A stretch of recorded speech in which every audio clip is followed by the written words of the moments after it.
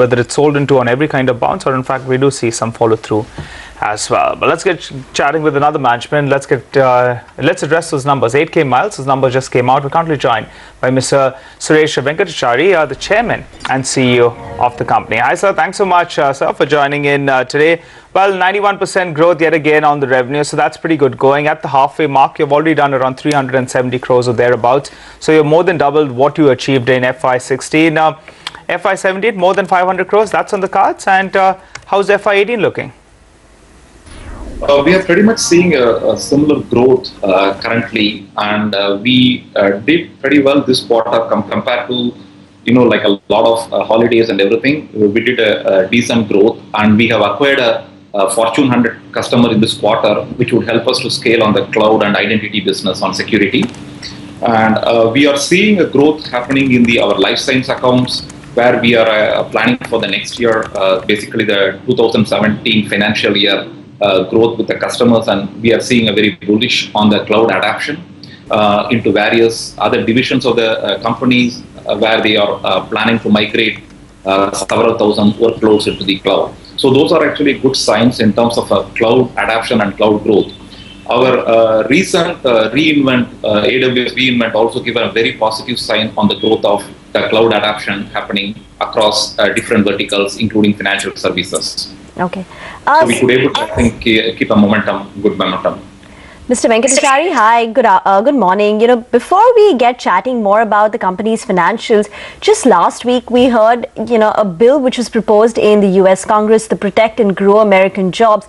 If you could tell us the impact on 8K miles, what percentage of your overall employee base are currently on the H-1B visa in the US? And secondly, what would be the average wages? And therefore, if they're increased to 100,000 as proposed by the bill, what would be the impact on the margin? Yes.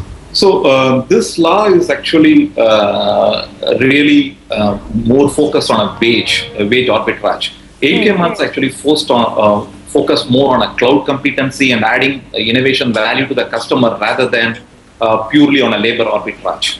That's the game what we play pretty much from the start.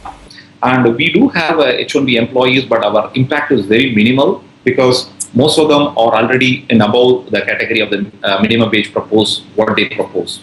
So also if you see our recent acquisition, the signed agreement with the Cornerstone is all 100% local American employees. So we are making a lot of local hires in the several months in the last couple of quarters too. So we don't see a major impact on this. We'll have probably very, very minimal impact if this law really getting implemented. As we see more and more the cloud adoption is started taking up, we could able to deliver a lot of work from India itself rather than even in the US. Especially we need people only for like a life science or healthcare, where regulated workloads or data has to be kept in the US, where we have already enough number of local employees. So we don't see a major impact. But however, as for the overall industry, it will have some impact, I see, where a lot of other companies do on more of IT consulting, where arbitrage is the labor arbitrage is the issue. All right, Mr. Venkatachari, you were talking about, revenues coming in. You've done an acquisition as well.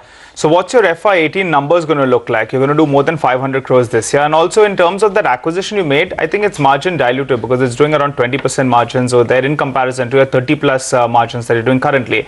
So give us some color. How's FY18 looking? So you would like to, because whatever we see with our customers, the opportunity growing in the cloud, I think we are really upbeat that we could able to grow in a similar fashion in 18-19 as well. Because the cloud adoption is started really at a very higher phase, where we are partnered with both Microsoft as well as Amazon, and we are witnessing a lot of new accounts what we are signing in, which are more of like a Fortune 100 and Fortune 50 companies and Fortune 500 companies. So where we see there is a lot of activities happening in the cloud, so we could able to keep the momentum going in terms of the growth. In terms of the acquisition of the targets, they are actually have a lower profit margin compared to us. However, we expect in probably 6 to 9 months from the date of closing, we could able to ramp up because those customers do not have a cloud opportunities. Currently, it is all like a EHR or a healthcare implementation advisory, where when we put up more of a cloud and recurring revenue using our platform, we could able to grow the margin significantly on a high upwards. Okay. On this Cornerstone acquisition, you said that the margins will improve to the company average, say, in the next 6 to 9 months post the closure. Will there be any benefit in Q4 on account of this acquisition? Will the revenues get bumped up? And if yes, by how much? Yeah, if we close, depending on the month of the closure happens with the Cornerstone, it will definitely have an impact on the growth. It will improve.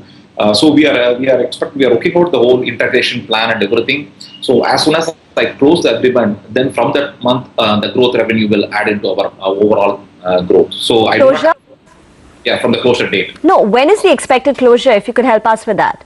It's going to be probably in early February. That's what we are thinking. But if we can able to expedite earlier, we will close it earlier. Okay. So there will be a month and a half impact because of the acquired company. Thank you so much for joining in, and all the best. That's the word coming in from 8K Miles. The company is quite happy with their performance in Q3. That's the October-December quarter. Considering that generally Q3 is seasonally weak, you have a lot of year-end holidays, furloughs, etc. The company is betting big on cloud computing, not very worried about tighter visa regulations in the United States. And they're going to be watching for they're going to focus on improving the margins of the acquired companies. Slip into a short break. We'll come back and get an exclusive conversation with the management of SR Steel.